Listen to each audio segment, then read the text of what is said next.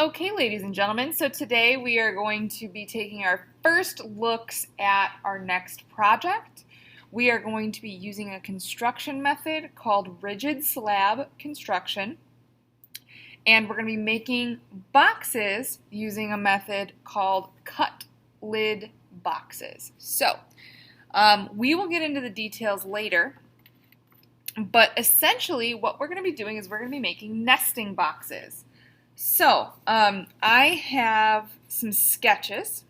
If you're not familiar with what a nesting box is, essentially a nesting box is one box that fits inside of another box. Okay, so think like the little Russian stacking dolls, that kind of similar idea, where one box is going to fit completely inside another box. Okay. These boxes are going to have a theme, which is what I have sketched out here. So I've come up with 3 different theme ideas for myself. One of them I haven't quite finished, but you get the idea. Notice all of the boxes that I am drawing have straight edges, so we're not going to do any cylindrical boxes. We did cylinders with soft slab construction. That is not really something that we can do with a rigid slab construction. So I've got straight edges on all of my boxes, but I could have squares, I could have rectangles, I could have hexagons. Whatever shape I want to do with this, I could do as long as those sides are straight. So my first idea that I have here is, the first theme would be bees. So I'm wanting to make a larger hexagon-shaped box, a smaller hexagon-shaped box, and then with all of these boxes, I'm going to create a sculpture that's going to fit inside the smaller box. So think of this like a book. It's telling a story as you unfold it. So I've got a box that I'm going to have a bee-shaped handle. I'm going to decorate bees on the outside. I'm going to have a smaller box that's going to have a hexagon-shaped handle. And then I was thinking on the inside I would do a little flower. I thought for a second about doing a honey dipper, but I like the idea of a small flower on the inside. So it's like the bees are going back to the hive where they're bringing the nectar of that flower. Okay, it doesn't have to be a linear story like that, but you get the idea. My second idea here was to do something pirate themed or ocean themed. I haven't quite worked out the details for that middle box, but my larger box would be a treasure chest with a skull and crossbones handle, and my little sculpture on the inside, I would make some pirate coins and maybe a little gold tooth.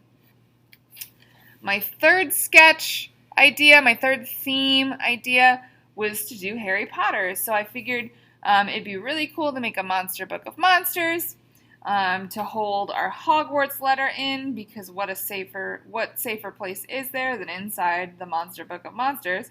And then inside it I would have a little snitch, a little closed snitch form there. So we'll start with sketching ideas. That's the starting point for this. Before we get into the details for how to, I want to show you guys the options for how these boxes can be constructed.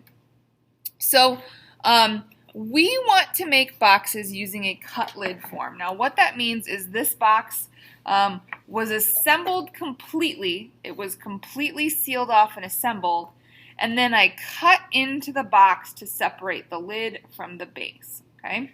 This is really convenient because it makes a lid that fits perfectly with the base. They are meant to be together because they were once one thing. Okay? We don't want these to just sit flat on top of the boxes. We want them to kind of lock in to the boxes. So I could create an angle cut lid. And so on the outside it looks just like a straight line. I glazed this one as an example, but you know. So it's just a straight line all the way around. But what I'm actually doing is I'm actually holding my knife at an angle when I cut in there, so you can see that angle. I could angle it up, like this one, or I could angle it down, like this one. Okay? And this just helps keep that lid from sliding off. We don't want lids that are going to just sit on top and slide straight off. Think of it like when you're carving a pumpkin, you want to angle your knife instead of putting it straight up and down or straight across so that it stays in there. It doesn't just fall right off. Okay? So I could create an angle cut lid. Okay? I could create what's called a keyhole lid. So when creating a keyhole lid, the goal is to create little notches or little designs in that keyhole lid that will keep it from moving. So it might be a straight line on some of the sides here, but on other sides I've got some kind of design. Now that design does not go past the 90-degree mark. Think about the functionality of it. If I had an angle like this, I wouldn't be able to pull up on it. What I could do with my keyhole design, if I wanted to get really fancy, was create a sliding keyhole. So I can't pull this guy straight up, but I can slide it and then pull it up. This side was broken and I tried to glue it, but now it won't fit back on there quite right. So notice if I do more than one design, it has to be on opposite sides. Sorry, that was out of frame. Has to be on opposite sides or else it won't slide out. Okay? So that's another option as well. A little bit more like a puzzle. The last options that I have are called a flange lid. And there's 3 different ways I can do this. So essentially what a flange is it's just kind of like a little stopper inside your lid.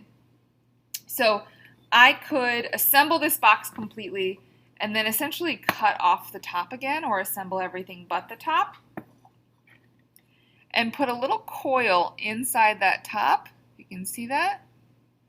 Or even a small slab that's cut to that square that keeps it from sliding around. So that little coil acts as a stopper so it won't slide off.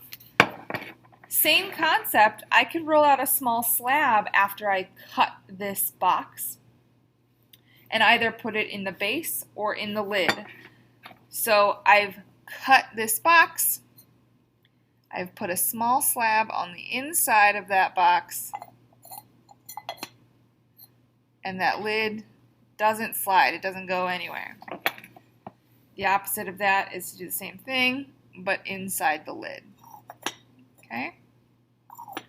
I only show you these now because sometimes this can be kind of incorporated into your box design.